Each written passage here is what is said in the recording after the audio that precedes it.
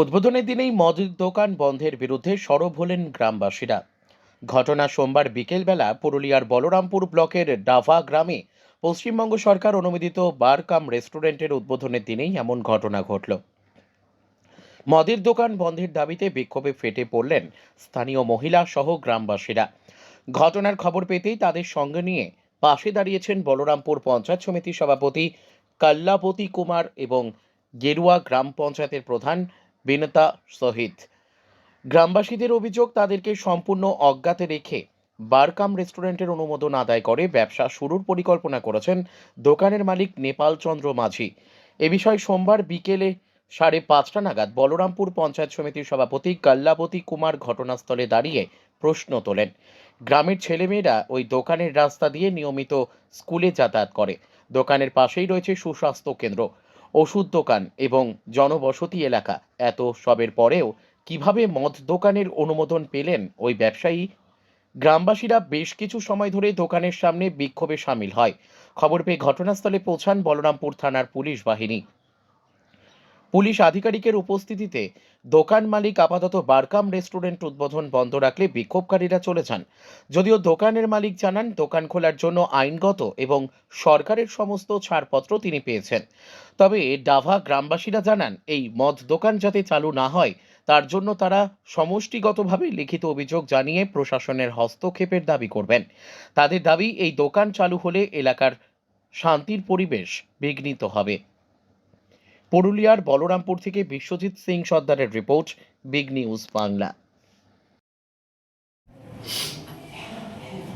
সমাজ মাধ্যমে একটা ছবি উঠে আসছে গতকালকের, যে ডাভা গ্রামের কোনো এক জায়গায় একটা বিক্ষোভ লক্ষ্য করা যাচ্ছে, যে কোনো এক বারকাম বা বারকাম রেস্টুরেন্ট উদ্বোধন হওয়ার ছিল, সেখানে জনবিক্ষোভ হয়েছে এবং সেখানে আপনিও গিয়েছেন।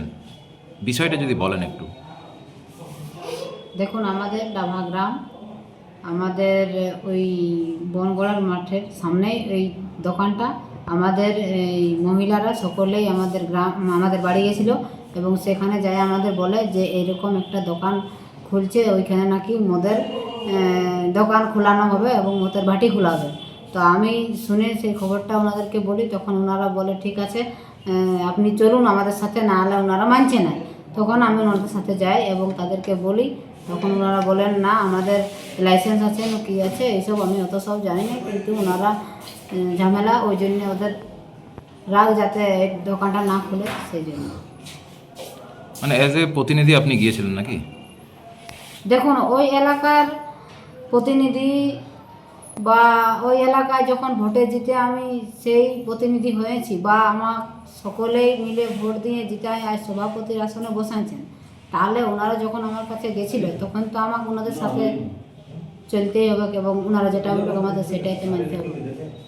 আচ্ছা, এই বিষয়ে কি গ্রামবাসীরা কোনো অভিযোগ জানিয়েছে, বা গ্রামের মহিলারা কি কোনো জায়গায় অভিযোগ জানিয়েছেন? ওনারা এই অফিসেও পাবলিক পিটিশন দিয়েছে এবং থানাতেও দিয়েছিলেন, কিন্তু আমার বাড়িতেও ওনারা গেছিলেন। আপনার নাম? বলরামপুর পঞ্চায়েত সমিতির সভাপতি কল্লাপতি কুমার। না, আমি তো গভর্নমেন্টভাবে যেটা শিডিউলভাবে আমি লাইসেন্স পেয়েছি অলরেডি, সেইভাবেই প্রস্তুতি নিয়েছিলাম দোকান খোলার।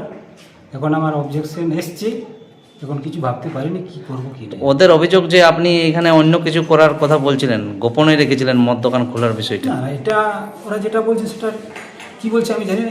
এই প্রস্তুতিটা আমার মোটামুটি বছর 5 ধরে হয়েছে, একদিনই হয়নি। প্রথমে মানে অ্যাপ্লিকেশন করা হয়, তারপরে ঘর ভেরিফিকেশান হয়।